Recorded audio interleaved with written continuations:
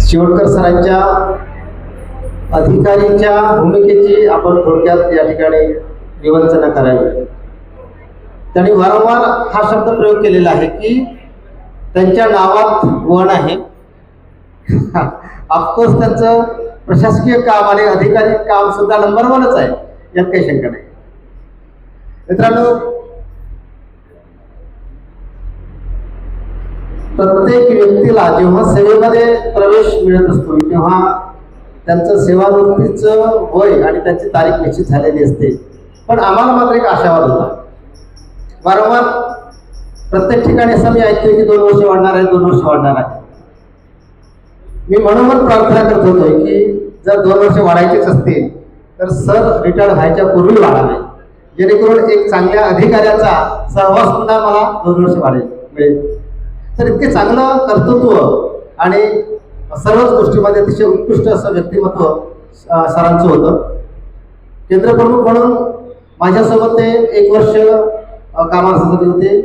पण त्या 1 वर्षामध्ये त्यांनी केलेलं काम खरंच अतिशय अतुलनीय आहे.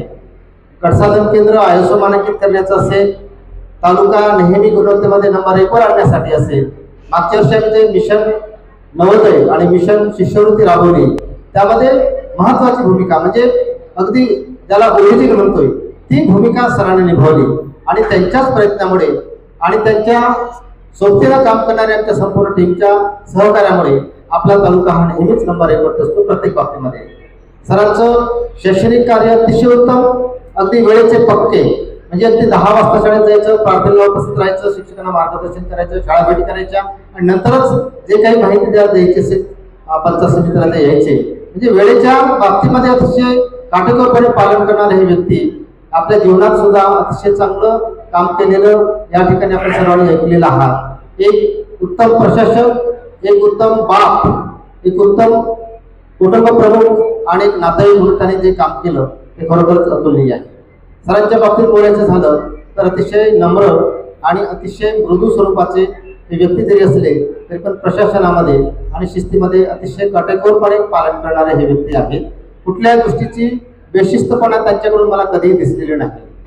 एक वैशिष्ट्य त्यांचं मी या ठिकाणी आपल्याला सांगू इच्छितोय की आपण आता बोलून गेले की आमचे नंद सर की तुम्ही आता ज्या पद्धतीने वागता किंवा ज्या पद्धतीने दिसता ते आता तसं करू नका.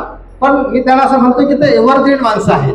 म्हणजे त्यांच्याकडे बघितल्यानंतर असं वाटत नाही की आता ते 18 वर्ष झालेत आणि ते आता सेवापूर्तीनं कामापासून असं दूर राहणार आहेत.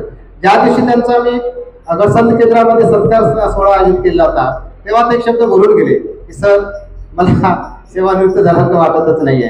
कसं वाटणार? माणसाची पर्सनॅलिटी बघा, त्यांच्याकडे बघितल्यानंतर असं वाटतं, प्रेरणा देणारी त्यांची पर्सनॅलिटी. सकाळी संध्याकाळी फिरायला जाणे, डाएट प्लॅनची अगदी काटेकोरपणे अंमलबजावणी करणे, आपल्या व्यक्तिमत्वाला कुठल्याही प्रकारच्या गोष्टीमुळे काही इम्बॅलन्स होणार नाही इतका काटेकोरपणे त्यांचं जीवन चालू असताना वयाचे 58 वर्ष पूर्ण झाल्यामुळे त्यांना सेवानिवृत्ती घ्यावी लागली किंवा त्यांना सेवानिवृत्त व्हावं लागलं. हा एक योगायोग म्हणा किंवा एक निसर्गाचा नियम म्हणा, परंतु केवळ शासकीय नोकरीतून सेवानिवृत्त होणे हा काही याचा प्रशासनाचा भाग असला तरी पण आपल्या दैनंदिन कामाचा तो काही भाग नाही आहे.